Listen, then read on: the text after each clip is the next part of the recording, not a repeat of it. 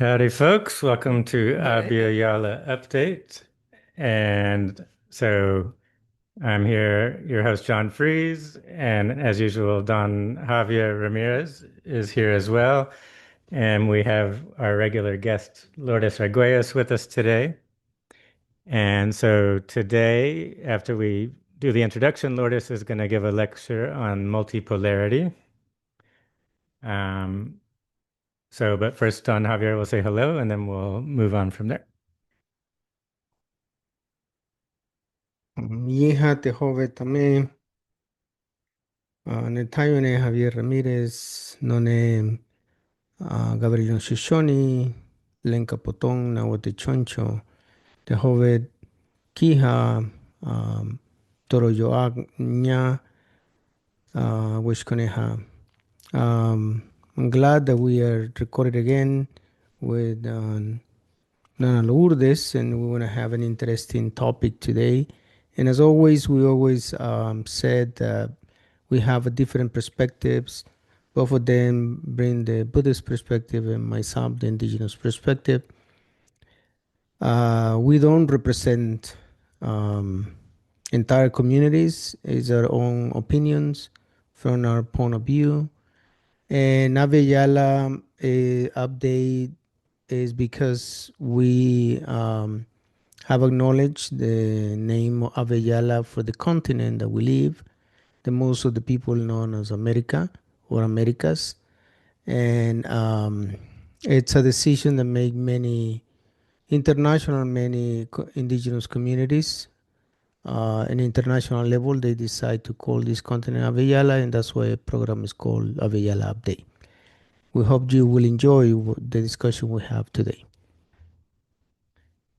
Okay, and so for today, most of the episode is going to be Lourdes giving a lecture, and we have slides prepared for that. So I'm going to shift over to Lourdes and have her slides come up.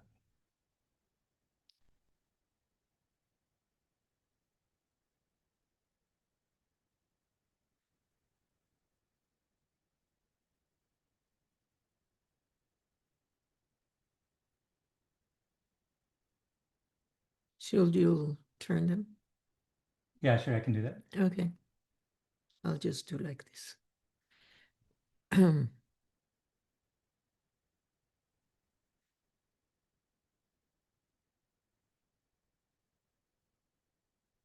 Okay. Buenas tardes. Good afternoon. Today I'm going to talk about some thoughts that I have about the importance of the decline or the collapse, if you will, of the U.S. empire, the end of unipolar domination and the rise of multipolarity, and also about the weakness of the U.S. liberal left, which is leading the resistance against Trump in this country, and also about cognitive capitalism. So let us begin by talking a little bit about what it means to have begun the decline or the collapse of the U.S. empire. And of course, as the U.S. empire collapses and or declines, there is the end of the unipolar world. So unfortunately, there is an absence or perhaps a denial of this decline and collapse of the US empire.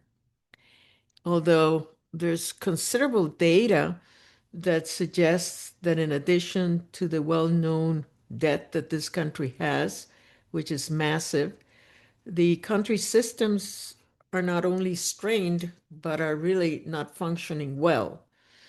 And there is also considerable evidence of its economic fragility, its social fracture, and also the contraction of the geopolitical system and other systems as well. So what we have here is that there is a complex political, economic, and social system that is increasingly unable to deliver has a lot of problems and is creating more problems for itself. Still, we remain, and I mean a lot of us, remain with the notion that the country is stable, that the country, in spite of all of its problems, is going to endure for many, many more years. And I think this is a myth that most people in the West have because we have not, we don't have the knowledges that ancient peoples have of the cyclical nature of the various worlds.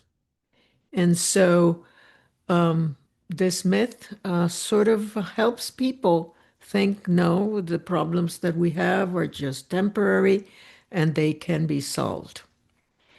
And in addition to that, we have a liberal left that is leading the effort in trying to solve our problems and certainly resist the Trumpian policies that are in place, particularly the terrible immigration policies. And and this is the scenario that we're living in right now. And I have given you some references that you can read about this issue, particularly Chris Hedges' works, the book in particular that is called Empire of Illusion, and there are others that are listed there. And I recommend to you that if you want to really understand the decline of and the collapse of this empire, you watch certain metrics, particularly the debt to GDP ratio, that you look at some of the social and polarization index that is available also in various forms, and also from an environmental perspective, that you look at the frequencies of the environmental disasters that we're having and the time that it takes to recover from those disasters. So I want to begin by talking a little bit about the weakness of the U.S. liberal left. Let me begin by saying that the liberal left continues to date, to belittle, ignore, and or censor any information about this decline or collapse of empire. It also ignores, in particular, anything that has to do with what the empire is doing to other countries, particularly to sovereign nations. The latest one is the attempt to invade Venezuela. Liberal leftists were actually quite nice, most of them, have strong ties with the Democratic Party. And they tend to focus simply on supporting its seemingly anti-Trump policy agenda. And they ignore the complexity that, or not the complexity, the complicity that this party has with the elites. And I think that it is very important for us to understand this. I'm having a problem seeing my own slides, John. So if you could, okay. So this liberal left kind of, at best, supports soft reform organizations such as the Democratic Socialist of America Party. And they see it as sometimes as the only Trumpian alternative. And they usually spend a lot of time highlighting the work of the NGOs and those NGOs, particularly those funded by the Tides and the Soros foundations. People in the liberal left, in my experience, never acknowledge that the vulnerable migrant populations that they're trying to quote unquote save are here, and they're here simply because they're cheap and slave labor. That is never discussed. And the members of this elite liberal left are seemingly unaware of the rise of the American New Right in this country, except talking a little bit about MAGA and so forth. They have no notion of actually what the MAGA movement is all about.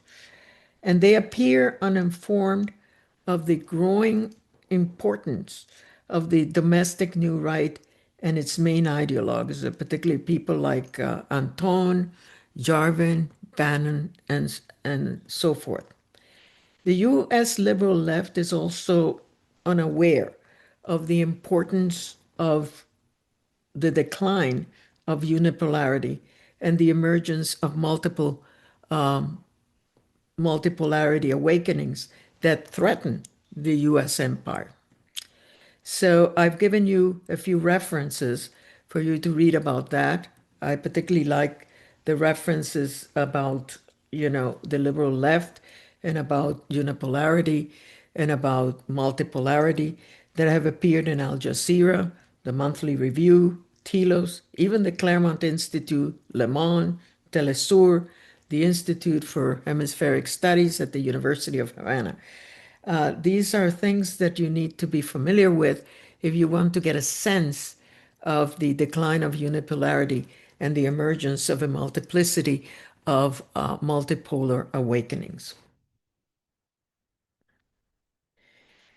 One recent example of the problematic nature of the US liberal left's ideological and political critique, and hence its weakness, is that it has ignored the international political consequences of the killing of Charlie Kirk. Sadly to say, the focus of the liberal left to date has been on the firing of people who celebrated Kirk's murder in the US and whether or not Kirk was a neo-fascist. That's all they talk about.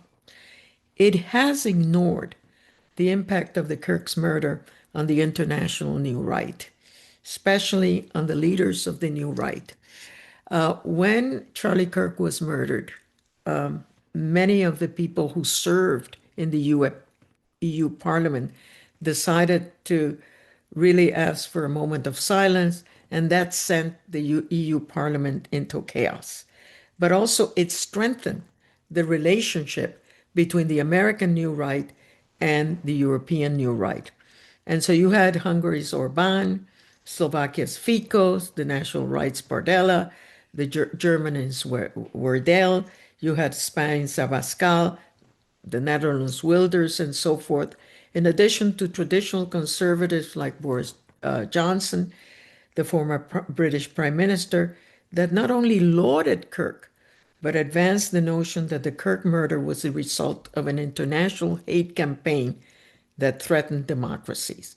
And if you want to read a little bit about that, you can see The Guardian. Today,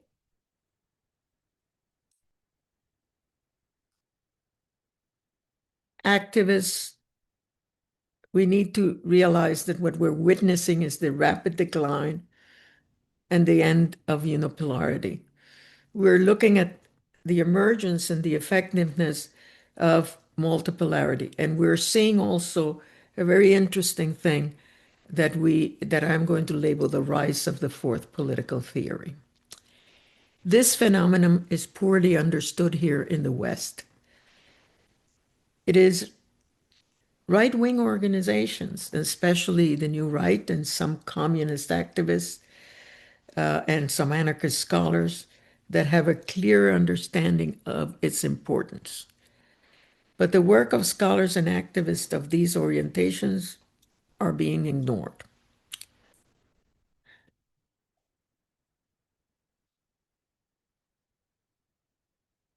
But let us then reflect on this scenario. The bipolar world that all of us have known literally died in the 1990s with the collapse of the Soviet Union. The left in the United States, this left the United States as the sole superpower in the world. And The end of this bipolar world ushered a multipolar world. And this didn't sit well with the US and its NATO allies, who had sought to spread its imperial liberal hegemony more forcefully than for a long time. And this led to many disastrous wars around the world. It led to an increase in oppression and exploitation of the so-called third world. And it also led to an erasure of even more tradition, cultures, and customs during the colonial period.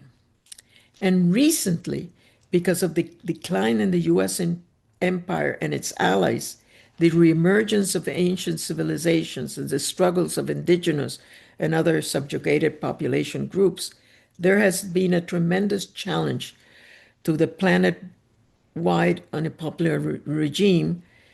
And this rise has led then to multiple multipolarity awakenings. Now, let us then now look at the emergence of what we call multipolarity. And it comes, like I said before, with the decline of the unipolar world. But interestingly enough, a lot of people don't see the decline of unipolarity and the rise of multipolarity as the rise of a new world order. Interestingly enough, according to some scholars, and actually one of those scholars is a former advisor of mine, the late Russian-American professor Pitirim Sorokin,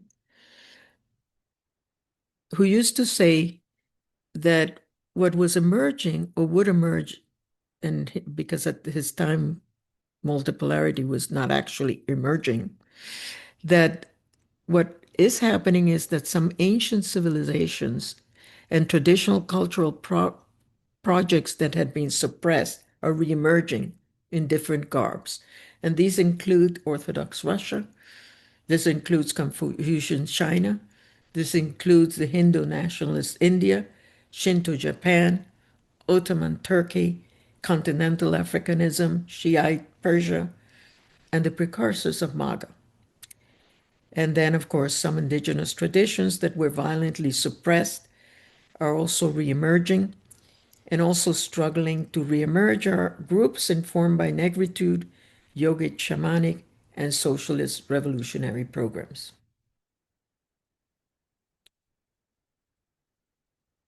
So why the emergence of multipolarity? Multipolarity, or the dawn of this multipolar world, can thus be seen, as I mentioned before, as a new era where ancient civilizations and experiments that were suppressed are reemerging. Thus, there's an increasing civilizational diversity.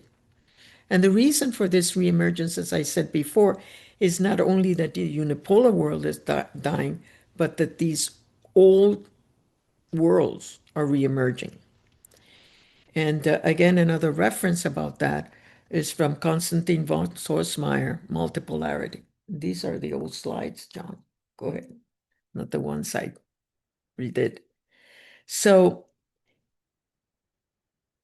what is the evidence of the emergence and effectiveness of this multipolar world? First of all, China, Russia, India, and their allies and partners have already established organizations like the Shanghai Cooperation Organization and BRICS. And these organizations are now at the forefront of providing alternatives to the unipolar world. And actors in the so-called global south are no longer just participants on the sidelines as before, but are taking a role in shaping these new global dynamics. And as important, or even more important, small countries like Cuba, who have long suffered from US economic sanctions and colonial and neocolonial exploitation, are already benefiting from this geopolitical shift. Cuba, to give a specific example, is benefiting from greater geopolitical significance for Russia, and China, as well as from increased bilateral trade, security relations, and tourism. And this is allowing the country to circumvent 60-year-old plus sanctions, US sanctions. And this is becoming an example for small states all over the world. And if you want to read a really interesting book that just came out, read Ernesto Dominguez Lopez et al., who are the editors. And the book is called Cuba in the Multipolar World Order, Alliances, Adversities, and Global Shifts. Came out last year. So you would say, okay, there's the decline of unipolarity. There's the decline or collapse of the US empire. There's this emergence of multipolarity, of multipolar worlds. Some small states are benefiting. There are only these new organizations that at least are providing some alternative. You can see what the remnants of the unipolar world resisting those, but there's not much talk about it here. The liberal left doesn't talk about it. The mainstream media doesn't talk about it. You talk about it, I talk about it, and they say, what are they talking about? There's simply no talk about this emergence of this multipolar world. Liberal left scholars and activists are unaware of the history of, for example, Eurasianism and the key features of, for example, Alexander Dugin's fourth political theory, which is so important when you talk about multipolarity, and we'll talk about what those are. Nothing. Absolutely nothing. And if you want to read why some of these things are happening, I've given you some references, particularly Paulo Piolo's work on Eurasianism is very, very interesting.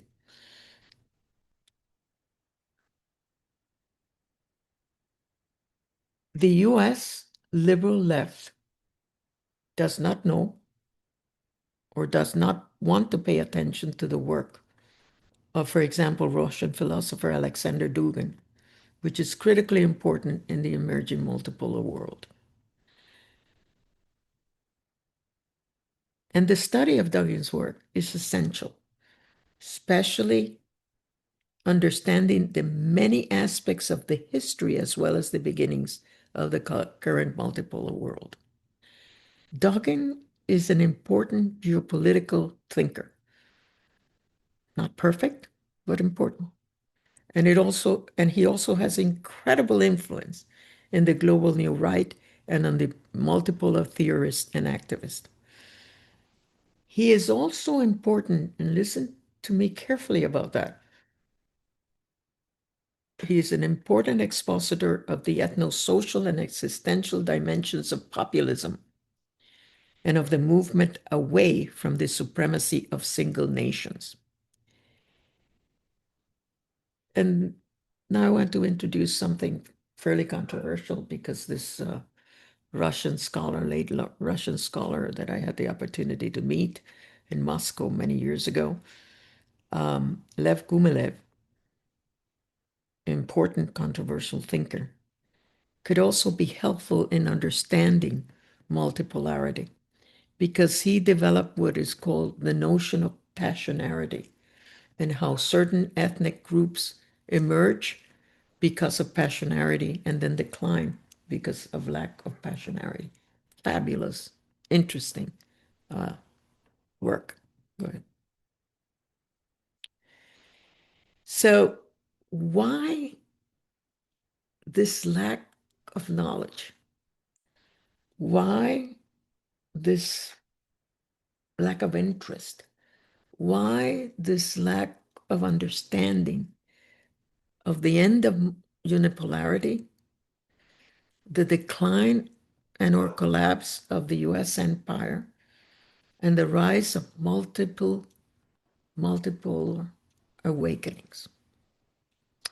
In addition to the influence of the so-called US liberal left, We are living in the era of what is called cognitive capitalism, and where knowledge is extensively commodified through the capture of human attention. The way we process information is radically different to the way we used to process information even 10 years ago. And I want to really ask you to pay attention to the work of a Romanian scholar called Servan Florin Gabriel and his book, How We Are Controlled. Modern information control today is not like modern information control even 10 years ago. If you read, for example, Noam Chomsky and Edward Herman's work on propaganda, that was something that you needed to read when you were an activist or a scholar 10, 20 years ago. Well, this is not the way that we receive and process information anymore. Traditional propaganda did not overpower critical thinking as it overpowers it today. The way that knowledge is manipulated today has to do how attention spans, affects, etc. are controlled. Therefore, a scholar activist does no longer have to watch a program, read a newspaper, go on social media and say they're providing false information, because that's not the issue. The algorithms of today, the ways of digital media, what they're changing is our ability to process information. They're not manipulating it as before. And that is what we're calling cognitive capitalism. So it is essential for all of us, and very essential for those of us who are involved with the US liberal left, to develop more effective methods for teaching, for fostering dialogue. We need to promote new types of media literacy, not old types of media literacy. We need to disseminate information differently. We need to guide activist efforts in today's neuropolitical environment. It is not the propaganda of yesterday that we have to address. And all this is critical, important to understand and implement if we're going to be part of the new current multipolarity world. The US liberal left, of course, is unaware of these dynamics. Certainly, it's unaware of cognitive capitalism and how just the industrial laborers of the past were deskilled through mechanization. We are being deskilled by the digital media. Liberal leftists, for the most part, are just focused today on the terrible ways in which Fox News gives us information, or some right-wing influencers. That's not important. We need to really address how cognitive capitalism is impacting us. I'm hoping to have the opportunity to do some other podcasts, which will really amplify, critically examine some of the things I have just mentioned today. But I want you to sort of remember the decline of US empire, or its collapse, the decline of unipolarity, the resistance to the Trumpian agenda directed by the US left liberals, and the rise of cognitive capitalism. Thank you. Okay, so now we will shift to discussion. And so we'll start with Don Javier. And let me get this so we can see. Okay. Well, thank you, Nana, for this introduction to this concept that a lot of people ignore, especially because we are into a situation where the response of the oligarch is the using of the you know this right wing nationalism mixed with the feudalism, and at the same time, fascist, which is not the fascist that people experienced in the 1930s. Then people is confused here, especially in USA, that they don't understand that fascists have been exist in Aviala. Aviala has experienced different fascist regimes that are not the ones that they experience in Germany or Italy, but they still fascist. Then what they see right now here under this administration of the MAGA is a fascism that is particular for here. Um, and we're starting to see a spread around Avellala. Now, my comment that I want to add is there's another concept that they call the techno-fascism. And this is a fascism and technology, how the oligarchs, dominate data as a land, like in the feudalism, the feudal lords has land, then they have this technology and data, they own all the providers of access to the technologies. I pay for access to these, and all of us do that. Then they control what they want. They have the technology to identify what is your interest in. They're starting to send it to you. You look at something and they automatically, that formula start working. And you start being bombarded about that. Then they own all the data, they own these servers, they own the responses. And if you made a comment or something, the responses you receive are automatic responses, not because people, but it's all the technology they have. Then they know what you like, where you go and travel, everything. It's already in the data, and that's how they control our life. Then my comment, because I would like to know how that concept of this multipolarity that now we have is gonna affect or not this techno feudalism that we live in right now, that contribute to the fascist growth in Avellala too. Because Milei, for example, Argentina used this. Yeah, You know, Bukele. Bukele used it. Novoa used it.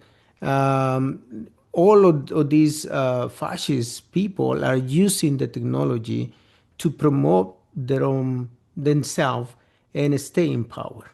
Then how that contribute to for people not to notice that we no longer under a domination of the USA empire, but the decline made then to start now, pushing and starting to attack Avellala because it's the last area of influence that they can have, because now in the world there's no longer more influence from the USA. Yeah, I think you're very right, Don Javier.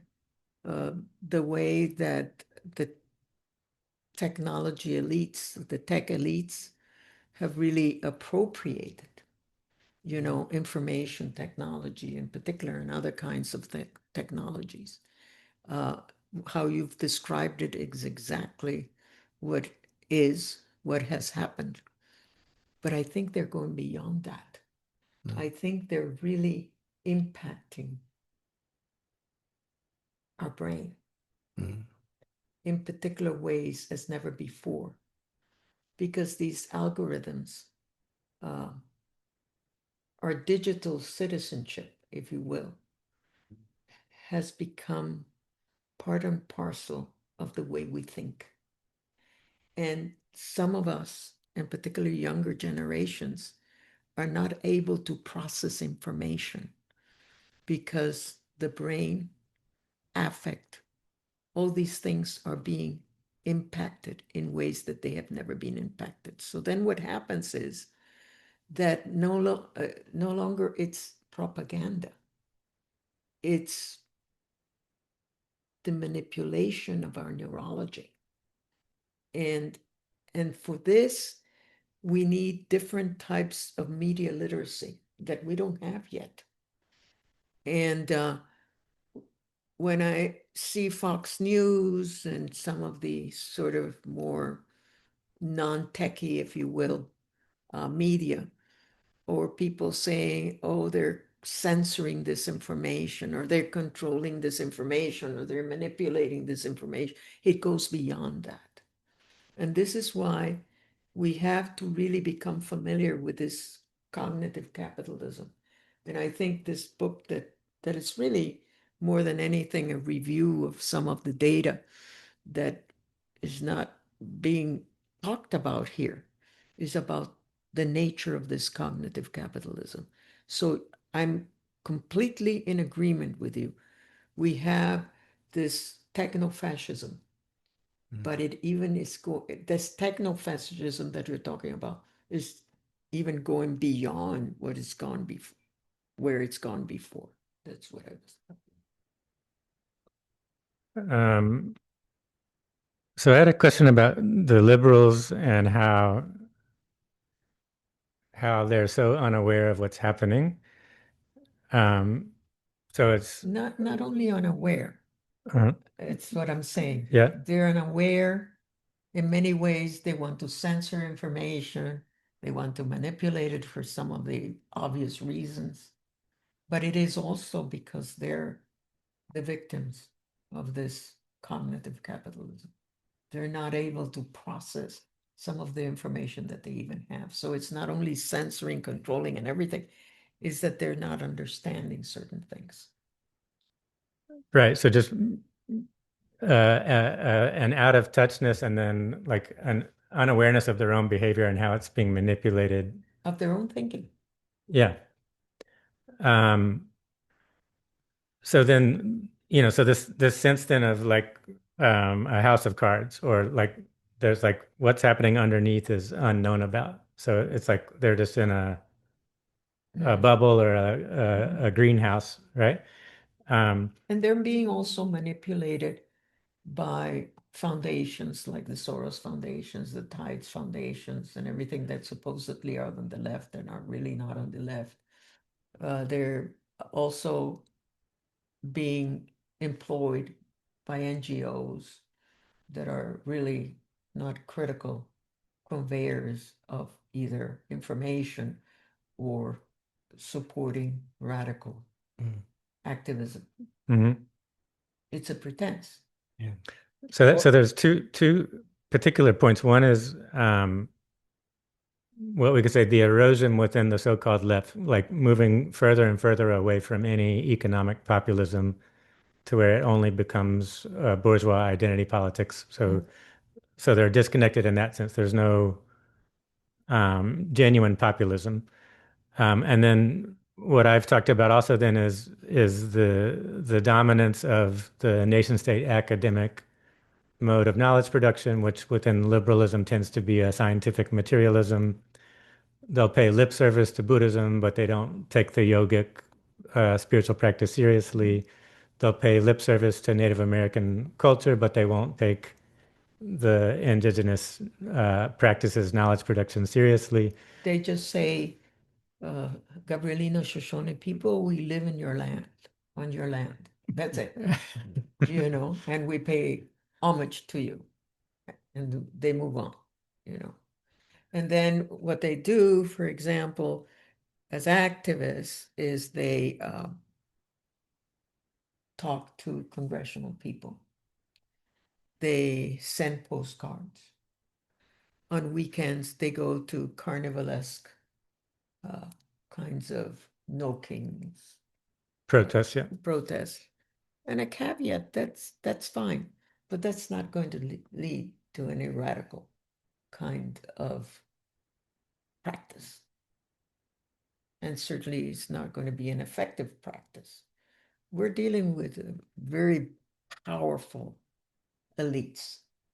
We're dealing with elites now that are resisting this multipolarity that can be taken over too. And parts of it has already been taken over, don't get me wrong.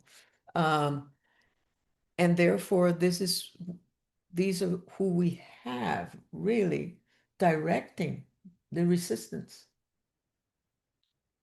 So in a sense, and the rise and leading what Don Javier was talking about, the rise of neo-fascisms.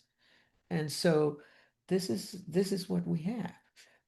We don't have a critical groups of activists, you know, not let's even not say leading the resistance, but not very much part of the active resistance.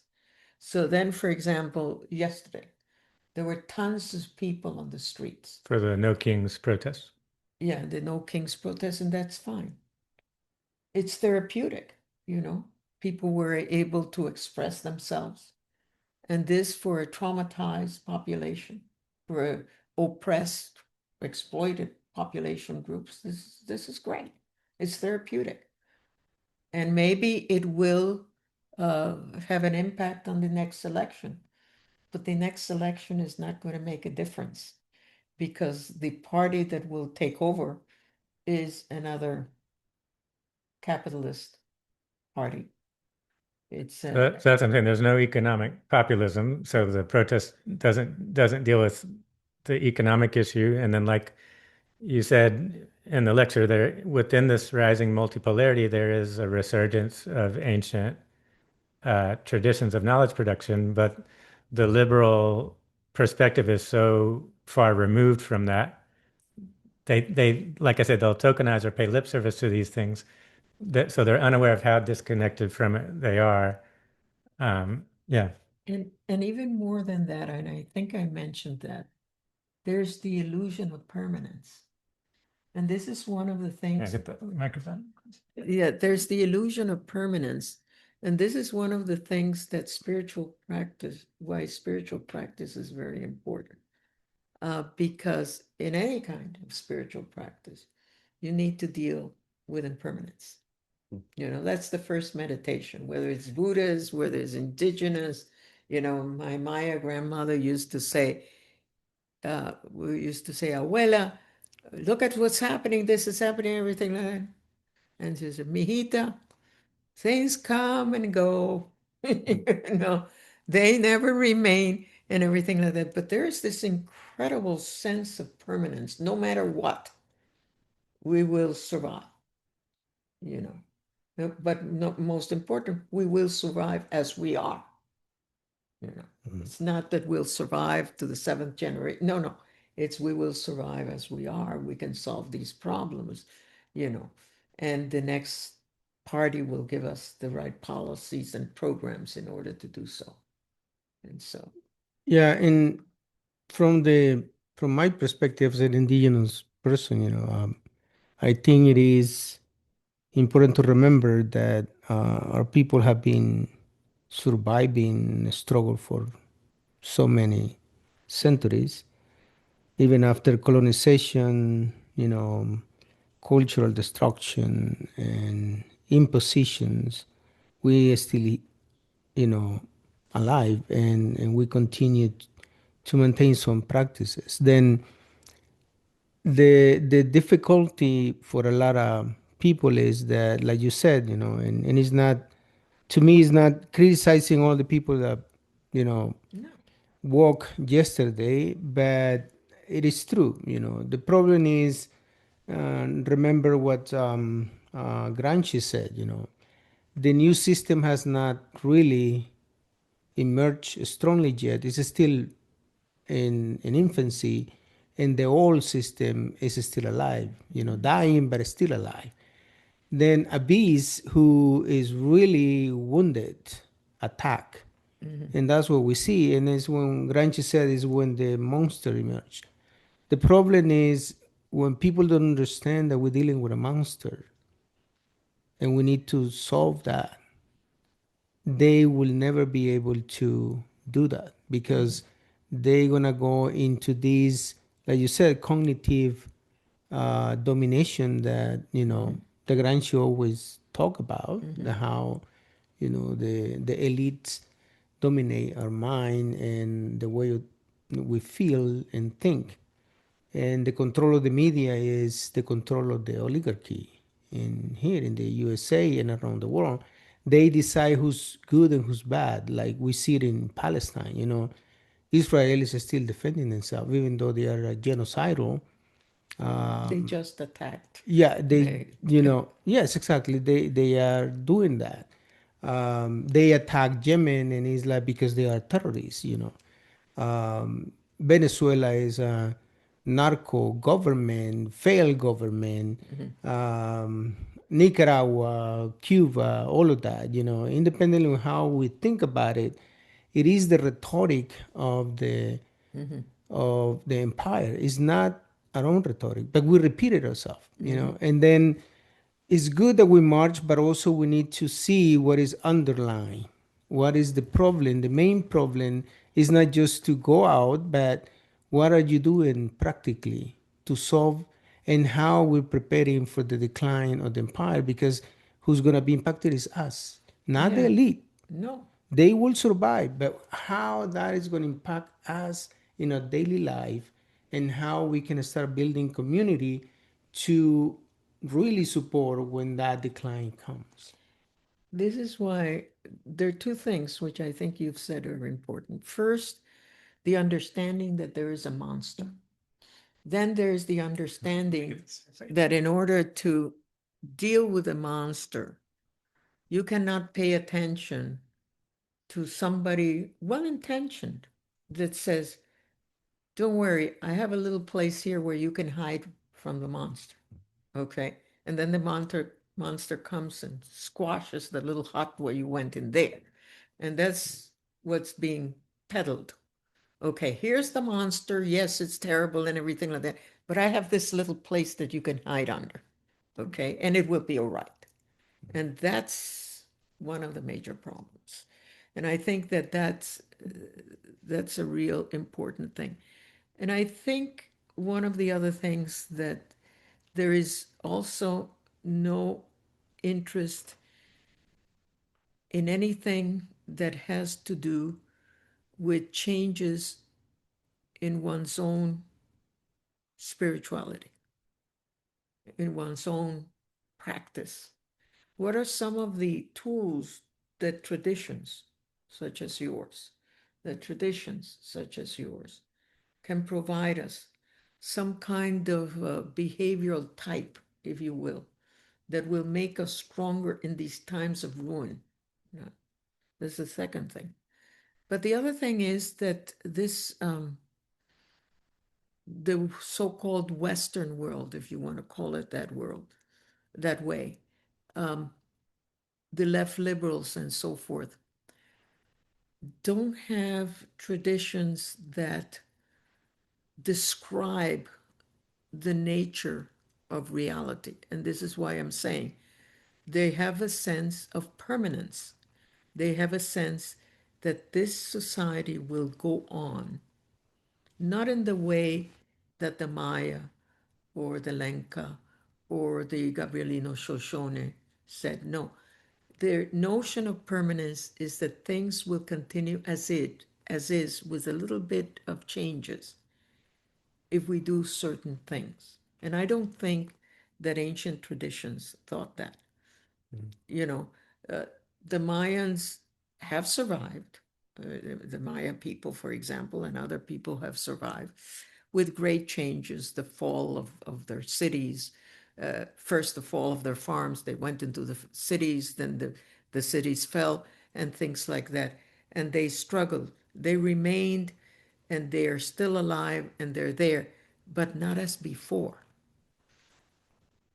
The liberal left here thinks that we can possibly continue to live as we are with some adjustments. Yes, we will have, you know, electrical cars rather than gas cars. You know, we will have plant food rather than meat and everything like that. But otherwise, you know, we can sort of still take our cruises and our this and that and everything like that. And I think it is because they don't have those myths, if you want, of changes, dramatic changes in world order, uh, of the rise and fall of civilization. And that's just my personal sense. Yeah, going back to what you said about so using my knowledge production framework, like the liberals are using the nation state academic knowledge production. So reading and writing, conceptual thinking within a worldview of scientific materialism, because it's within capitalism and they've abandoned economic populism, it just becomes more, like I said, identity politics. There's even within the nation state academic knowledge production, there's not even a solid economic discussion happening. Well, they're really, the universities aren't the kind of institutions that today cannot be part and parcel of that discussion because the way they're operating negate Right. precisely what you're talking about. So then on top of that, so coming from Buddhism, right? And I actually got into Buddhism while I was in college, but it was through a monastery that was outside the college. What they told me about Buddhism in the college was just this very dry scholastic teaching that could fit with science, you know. It was at the Zen monastery where I learned counting my breath, focusing on the breath energy in the belly. Um, so I guess my point is then within Buddhism, yes, there is yogic spiritual teaching that teaches you how to get in touch with the breathing and the body and become aware of behavior patterns based on an understanding of a chain of cause and effect. So that would, to me, would be an example of knowledge that needs to be taught that is an organic way of understanding or being in the world that gives you a perspective that where you can look at the system from outside the system. If you're only in the system learning within the academic structure and it's a liberal education, you never get a way to see outside of it. So I guess for me, I feel like learning the meditation, getting in touch with my body, processing suffering within my body, um, having a sense of what it means to truly be centered and present. Um, I feel like that gives me um, a way to not so easily be caught up in what's happening online, or like you're saying with the cognitive capitalism, it's just pushing these buttons, getting people to get into these strong emotions and just buy into certain narratives, and it's just they're just pushing people's buttons and driving behavior. Um, so my feeling is the education system has left people they don't have any actual tools of like how do you get in touch with yourself. But let's not even talk about the history of how universities and colleges got here. Let's just talk about right now. Indigenous people have been excluded from these institutions, not only historically, but at present. What is now indigenous education, in which most colleges and universities is a mockery, quite frankly. I don't want to talk for Don Javier, but that's what I feel and see. But even, let's say Buddhism, it's an Eastern tradition and so forth, Vedic traditions, Jain and so forth. But Western institutions have even exiled their own esoteric traditions. So even they don't have the conceptions of certain esoteric traditions that were even dominant, quote unquote, culturally, even 200 years ago, when you looked at what a human was, There was the etheric body, the astral body, the eye, and all this kind of thing. And then there were tools in order to deal with a human being in that way. That has disappeared too. If you talk about this in any humanities, social science, let alone any science course, even if you have tenure, they'll retire you because that's not acceptable. So these institutions, and not even elementary and secondary institutions, are not capable of doing that. So the most that they can do is try to find an indigenous tradition or a monastery or something like that. And not everybody can do that. You know, working class people don't have the leisure or the money to do that. Buddhism itself has become big business. You know, to a Buddhist retreat, you have to pay $200 or $300 or something like that. So, so there is no way, unless you link with somebody like Don Javier, things like that, that people, average people, can access. Yes, you have yoga studios, but they're expensive too, and they require time. So even if the person has the interest and the desire to do that, where are these teachings, lessons distributed, available? So that I think that gets back to the unipolar world is the Western imperial world, and Western imperialism has run on dogmatic Christianity and dogmatic scientific materialism. Those have been the two main ideologies, and they have suppressed indigenous or esoteric, what we can say. And the Yeah. Eastern traditions that came here were commodified. Right. They appropriated Buddhism and turned it into mindfulness. So if Mindfulness, you, and that's yeah, it. right. You know, Well, you know, it's not only the Buddhist traditions, you know, but also all of the any tradition that sounds out of the norm of the Western mentality has been commodified. You know, they are like you hear like they have, for example, sweat lodges, and they charge $1,000 for going to a sweat lodge. They have also several meetings here in San Bernardino mountains when they charge like $3,000 just to experience different, you know, like a whole weekend, you know, different tradition from the south central Avellala, and that's how they promote it. And the problem with that is you don't know who's teaching all of that, who is really know about this or not, and is they have some knowledge how much of that is real, or they just, you know, read some books, because there's people that read some books and they believe that they already know everything, and they don't really have an idea what that it is, you know.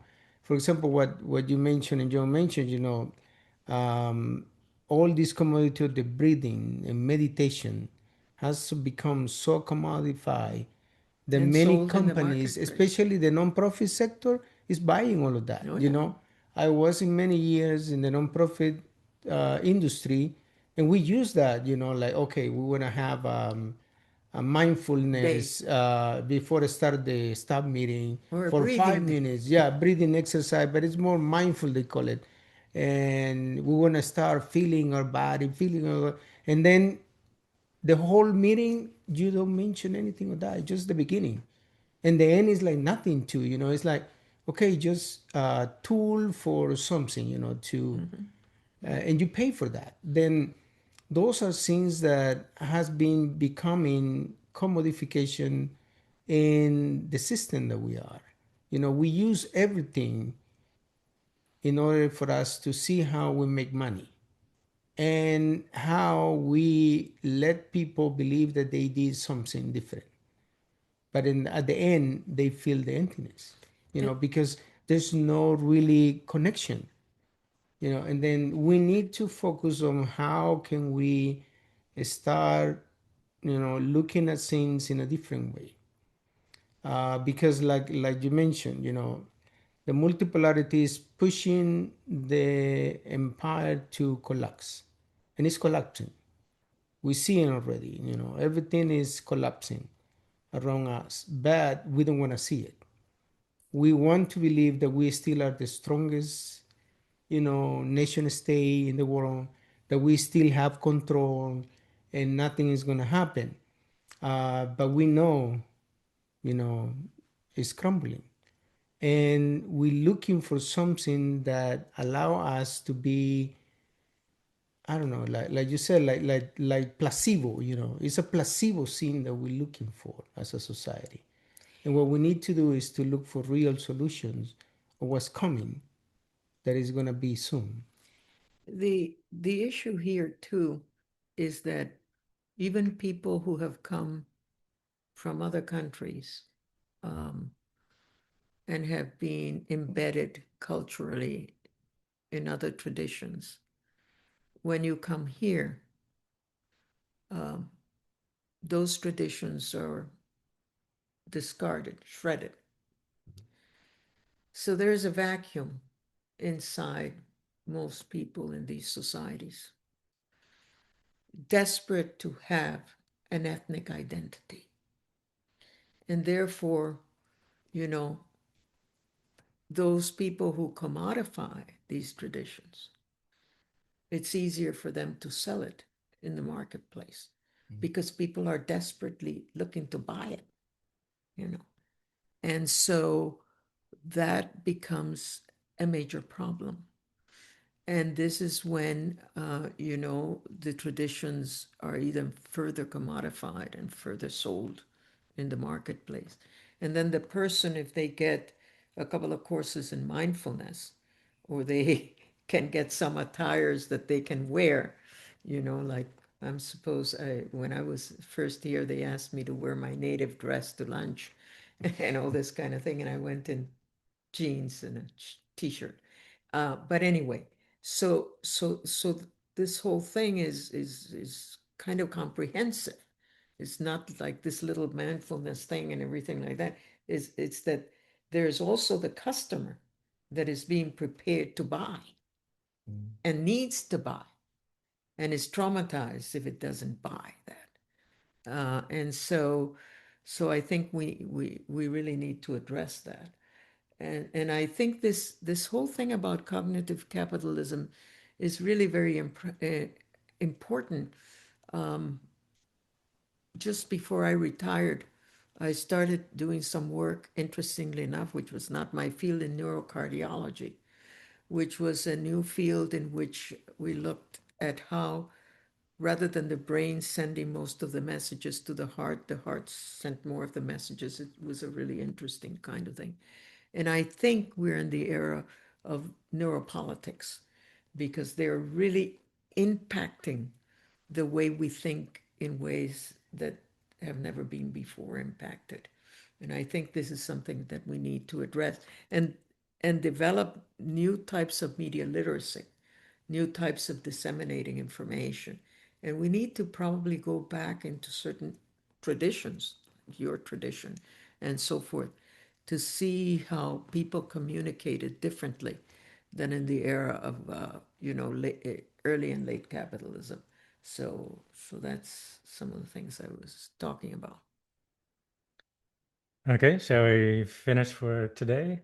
Any final comments? Um, Well, I think this is a good beginning to discuss more about how the world geopolitically is changing. Mm-hmm. But at the same time, to start thinking about how the impact is coming to us, Mm-hmm. and how we are preparing for that impact. We're already feeling, but we still are numbness to the situation because the media control the rhetoric, Mm-hmm. and the media doesn't present, we are dying, we're agonizing. They will never recognize it. Even if in the monster is dying, completely falling down, they're not gonna say it, No. because they don't want to recognize it. And Then if they say it in a way that is not really dramatic. yes, exactly. Oh, no, the person can come back to life tomorrow. Yes, yeah, and we want to resuscitate the monster, And the thing is, we need to start getting ready. We need to start connecting to each other. We need to have a more sense of communality, in the sense of, we need to build a real community and respect to each other in order for us to really confront the situation that is coming to us. This very controversial theory that came up called passionarity by Lev Gumilev. A lot of people say, oh, well, he was nuts and everything like that. Gumilev was the son of the two major poets in Russia, Anna Akhmatova and Nicholas Punim Gumilev, and was sent to Siberia for years.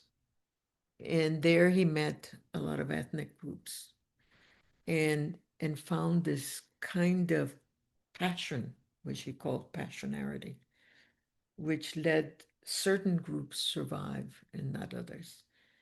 And I want to really, unfortunately, I don't read Russian, although I have Russian background, familial background. And there were just very little of his work that has been published. I did meet him in his old age, and it was a fascinating talk. There was wonderful translation into English and Spanish also in Moscow. And this is something really important because I see the necessity of that passion for survival. And I think this And kind of still, society. and there is still some communes in Siberia, in areas of Siberia that are still strong, and they are independent and autonomous. Exactly. And these kinds of connections, but Gumilev's work is very interesting. I have some connection with Russian activists and scholars, including one in Siberia, and one who's actually pagan that I gave you his book. And I think we should explore that. A lot of people laugh at it, but I think it's extraordinarily powerful. I also think the Eurasian kind of the notion of geographical space and the connection with that passionarity and that ethnos. It's really, this is, I don't agree with a lot of things Dugin says, period. Certainly his Heideggerian scenario is not one that is palatable to me, but anyway, I do read it. But there's more about this that I want to explore. And I think this is something that here at Abya Yala we could explore. Has Aldin had an interview with him, which I have now. And it's he focused on Heidegger, which anyway, let's not get into that. But this whole notion of passionarity, the ethnos, your Siberia, and so forth, is very important for Abya Yala, which is where we belong. And so I think that's Yeah, I agree with that. And just how the liberal left, because it becomes just this academic liberal humanism, it just the passion just dries up. But also in looking at these kinds of things, there's a considerable amount of Russophobia here. So anything that you say that is Russian is like, oh, Putin is a communist, and Hillary said this, and Comey said that, and if Trump said that, and all this kind of thing. No, we have to get out of there, and we have to pick. Not everything is valuable to us, but I think there's a lot there that we can use in this context. Yeah. Okay, so until next time, thank you everybody for joining for Abya Yala Update. But I am going now to show you